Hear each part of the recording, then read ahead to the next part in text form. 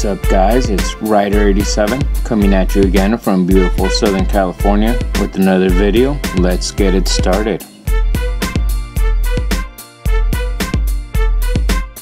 Alright guys, so how to make a jerky run, and I spoke my mind to the person that cut the meat for me, because last time I came here to Vallarta, the meat I got was horrendous.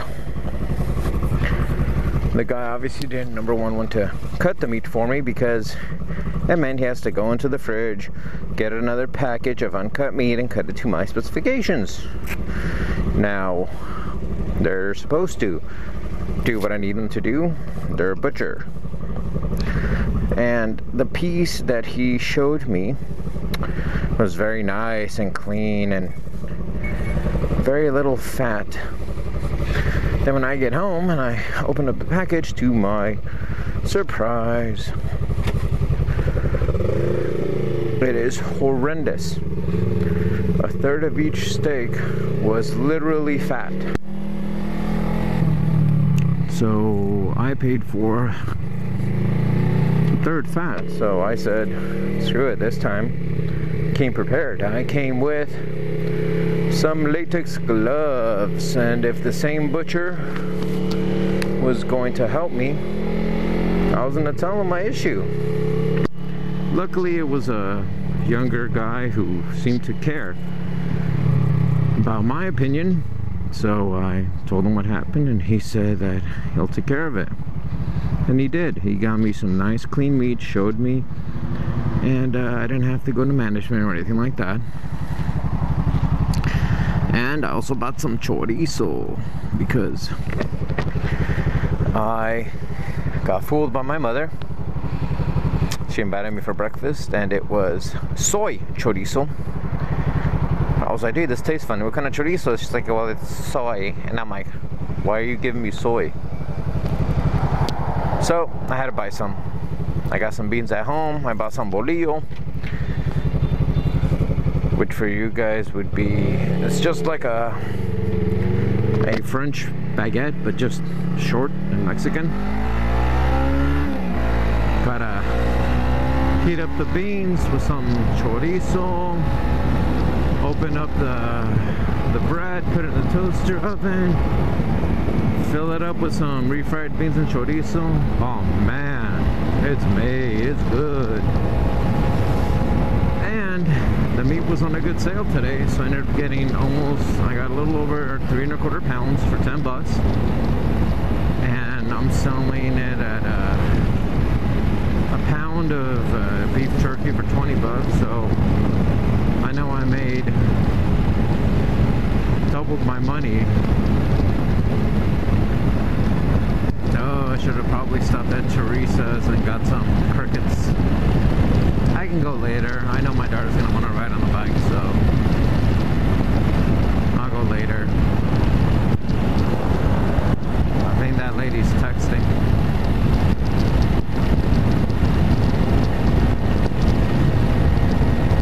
Let me see what else is going on. Helped my wife with her final and her PowerPoint presentation. Went out for a ride yesterday, found some decent some new trailhead. Let me see what else. Found some really amazing houses. And I'm also looking and buying a little airsoft gun, just something to toy around with and take when I go hiking, because I'm dumb like that and I like to shoot things.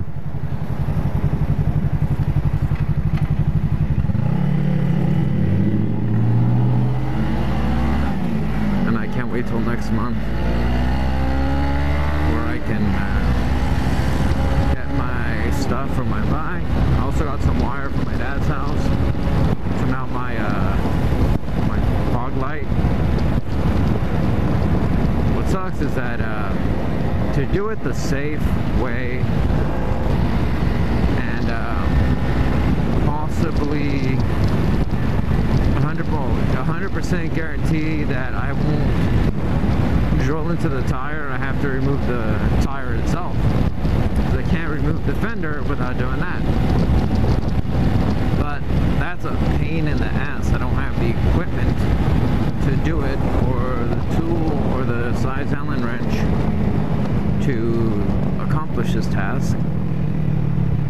So I think what I'm going to do is I'm just going to put a metal plate in between the tire and the fender, if I can find one, and slowly drill into the top plate, metal plate on the fender. Once I get through there, it's just a plastic fender. Slowly go through that and mount the bracket. Once the bracket is mounted, then I can worry about wiring up the light, because I don't want to mount my own switch. I don't want to, because all the switches that I've seen so far are pretty big and they're not watertight. I might end up having to buy just a switch that already has wire leads, and then I have to figure out where am I going to put it, where it's easily accessible. Because if I put a switch, that means I'm going to be tapping straight onto the battery terminals, and you know, I run the risk of killing my battery if I don't put a switch on it, and then I have to put an inline fuse somewhere. But if I tap into an existing wiring, now I run the problem of blowing the fuse that it has. So that guy's a douche. You can always tell from their one-piece suits when they're just riding on the street. So I need to also figure out where to tap in.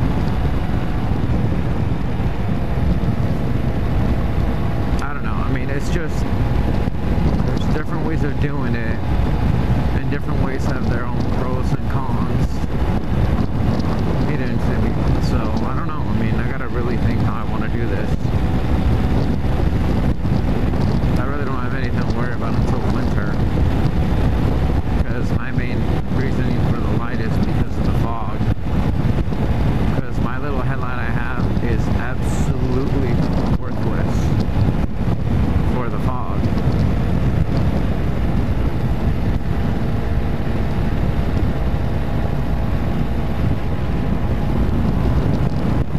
Hello?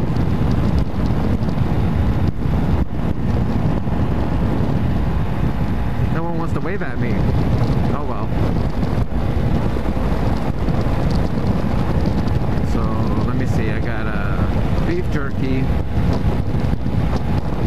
Take my daughter to her friend's house so she can spend the whole day over there and do night swimming and blah blah blah.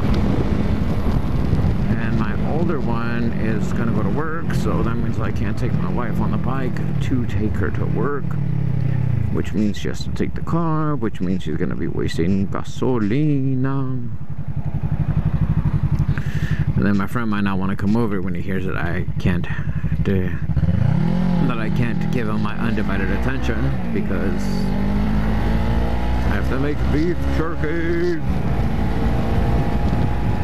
I don't know, we'll see. All I know is that I gotta make half a pound of spicy, half a pound of salt and pepper, but I have to divide it into 4 quarter-pound packages. So my dad's gonna get a quarter pound of salt and pepper, quarter pound of spicy, and his friend's gonna get quarter pound of salt and pepper, quarter pound of spicy.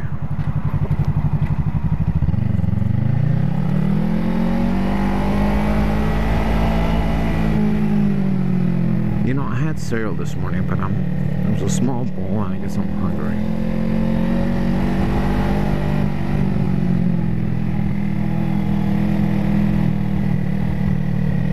Oh, also want to ride Brian's Gixxer 600. I rode Kevin's a little bit, but I really want to see what it's like on the freeways.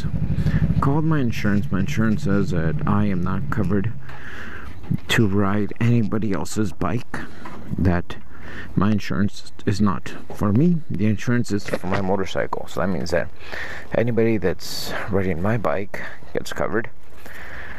And so I need to see with their insurance if anybody that rides their bike is covered, because I don't feel like taking their bikes out for a ride unless I'm covered and they're covered. Alright, that's it guys, later.